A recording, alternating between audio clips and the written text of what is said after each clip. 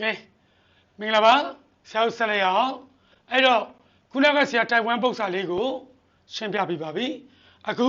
type 2အကျွင်းကိုပေးပြီးမတိကိန်းကိုမေးတဲ့ပုံစံလေးကိုဆရာရှင်းပြပြပါမယ်အဲ့တော့ကျွင်းကိုပေးမတိကိန်းကိုမေးပြီဆိုရင်ဆရာတို့ကအလုပ်ကလေး၃လုပ်လုပ်ပါမယ်စာကိန်းကိုစာကျွင်းပြောင်းမယ်ပေးကျွင်းနဲ့ညီစာထုတ်ပေးမယ်ပြန်ပြောပါမယ်စာကိန်းကိုစာကျွင်းပြောင်းမယ်ပေးကျွန်းနဲ့ညီစာထုတ်ပေးပါမယ်ထပ်ပြောပါမယ်စာကိန်းကိုစာကျွန်းပြောင်းပါမယ်ပေးကျွန်းနဲ့ညီမယ်စာထုတ်ပေးမယ်အဲ့တော့ကျွန်းကိုပေးမတိကိန်းကိုမဲပြီဆိုရင်လုံးနဲ့လုံးနဲ့ဆရာတို့လုပ်ပါမယ်စာကိန်းကိုစာကျွန်းပြောင်းမယ်ပြောင်းတဲ့စာကျွန်းကိုပေးကျွန်းနဲ့ညီမြချင်းချပြီးတော့စာထုတ်ပေးလိုက်မယ်ဆိုရင်ဆရာတို့လူချင်းတဲ့မတိကိန်းကိုရရှိပါလိမ့်မယ်ကဲဒါလေးကိုဆရာက example 3လေးနဲ့ရှင်းပြပါမယ် when the polynomial ဒီ polynomial ကိန်းတန်းကို is divided စားတော့က by x plus 3 x plus 3ဖြင့်စားတော့က the remainder is 1အကျွင်းသည်1ဖြစ်ပါသည်အဲ့တော့ဒီကိန်းက polynomial ဖြစ်ပါတယ်စားကိန်းက x plus 3ဖြစ်ပါတယ်အကျွင်းကိုတော့1လို့ပေးထားပါတယ်ဒါကြောင့်မလို့ဒီ polynomial ကိုဆရာတို့ f(x) လို့ထားလိုက်မယ်ဆိုရင် f(x) ကို x plus 3ဖြင့်စားတော့အခါစားကျွင်းသည်1ဖြစ်ပါတယ်လို့ပု္ပ္ပာရဲ့ပေးချက်ကပေးထားပါတယ်မေးချက်ကိုဆက်ရအောင် find the value of k ရဲ့တန်ဖိုးကိုရှာပါတယ်နောက်တစ်ခေါက်ပြန်ရှင်းပြပါမယ်ပေးထားတဲ့ကိန်းတန်းကို a plus 3ဖြင့်စားတော့အခါအကျွင်းသည်1ဖြစ်ပါတယ် k ရဲ့တန်ဖိုးကိုရှာပါအဲ့တော့ဒီပုံစံလေးမျိုးဆရာတို့ကြည့်လိုက်တဲ့အခါမှာအကျွင်းကိုပေးထားတဲ့အတွက် type 2ဖြစ်ပါတယ်အဲ့ဒီအတွက်ဆရာတို့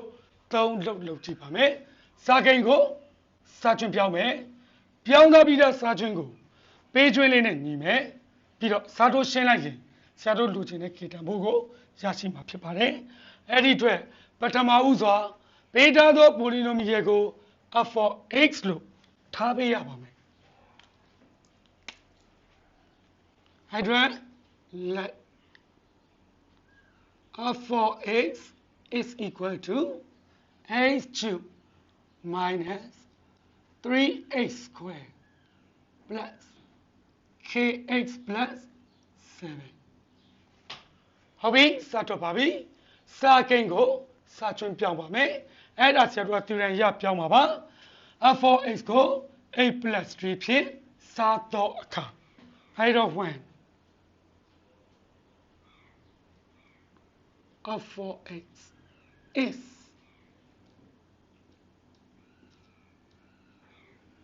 divided by a plus 3 f(x) ကို a plus 3ဖြင့်စားတော့အခါ the remainder is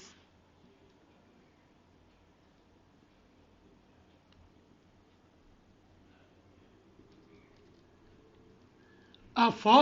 plus 3နဲ့စားတဲ့အတွက်သူ့ရဲ့စားကျွန်းသည် f minus 3ဖြစ်ပါတယ်အဲ့တော့ပထမလုံးစာကိန်းကိုစာကျွန်းပြောင်းပါတယ်အဲ့တော့ဆရာတို့သူရန်ရစာကိန်း a plus 3ကိုစာကျွန်း f minus 3ပြောင်းပြပါပြီနှိမ့်ချက်ရပေးကျွန်းနဲ့ညီပါမယ်ထို့ကြောင့် f minus 3 equal to ပေးကျွန်းဘယ်လောက်လဲ1လို့ပေးထားပါတယ်ဒါကြောင့်ဆရာတို့က1နဲ့ညီပါမယ်ပြီးတော့မှဆရာတို့စာထုတ်ပါမယ် f minus 3လို့ပြောလိုက်တဲ့အတွက် minus 3ရဲ့ပုံရိပ်ကိုရှာပါမယ် x ကနေရာတွေမှာဆရာတို့ minus 3လေးကိုစာထုတ်ကြည့်ပါမယ်အဲဒါကြောင့်မလို့ minus 3 the whole cube minus 3 into minus 3 the whole square plus k into minus 3 plus 7 is equal to 1အဲ့တော့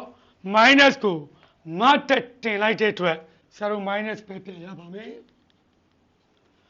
3ကို3တက်တင်တဲ့အတွက်27ပါ minus ကိုစုံဓာတ်တင်တဲ့အခါမှာဆိုတော့ plus ပြောင်းသွားပါတယ်ပြောင်းသွားတဲ့ plus ကိုရှေ့က minus နဲ့ operation လုပ်တော့ minus ပဲပြန်ရပါတယ်3နှစ်ထက်က9ပါ9 3လီ29ဖြစ်ပါတယ် plus minus minus ရပါတယ်3ကို k နဲ့မြောက်တော့ 3k plus 7 is equal to 1ဖြစ်ပါတယ်အဲ့တော့ဆရာတို့ပထမဦးစွာကဏ္ဍလေးတွေကိုရှင်းကြည့်ပါမယ် minus 27 minus 27ဆိုတော့ minus 54ရပါတယ်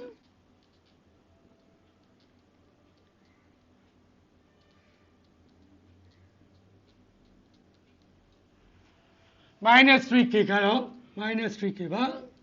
minus 54နဲ့7နဲ့ရှင်းလိုက်တော့ minus 47ရပါတယ်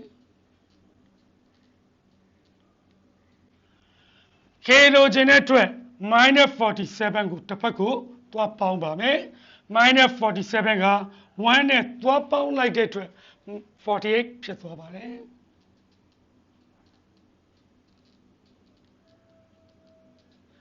K လိုချင်တဲ့အတွက် minus 3ရသွားစားပါမယ်16 3လီ48ဒါကြောင့်မလို့ K ရဲ့တန်ဖိုးသည် minus 16ဖြစ်ပါတယ်ဒါသည်ဆရာတို့သူလိုချင်တော့မတိကိန်း KE တန်ဖိုးဖြစ်ပါတယ်အဲ့တော့ဒီပုံစံလေးမှာပြန်နေချုပ်မယ်ဆိုလို့ရှိရင်ဆရာတို့ f4h ကို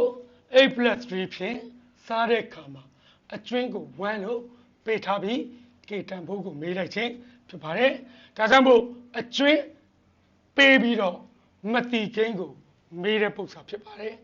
အဲ့တော့ဆရာတို့သုံးလို့လုပ်ပေးမယ်စားကိန်းကို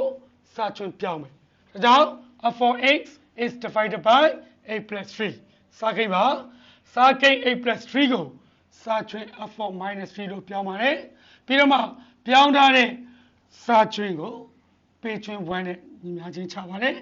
1 equation ထွက်လာပါတယ်အဲ့လိုထွက်လာပြီးတော့မှ f4 minus 3လို့ပြောတဲ့အတွက် x နေရာတွင်မှာ minus 3အစားထိုးပြီးရှင်းပါတယ်နောက်ဆုံး k ရဲ့တန်ဖိုးသည် minus 16ဖြစ်ပါတယ်ဆရာနောက်တစ်ခေါက်ပြန်လာခဲ့ပါမယ်ဆရာဘယ်နှ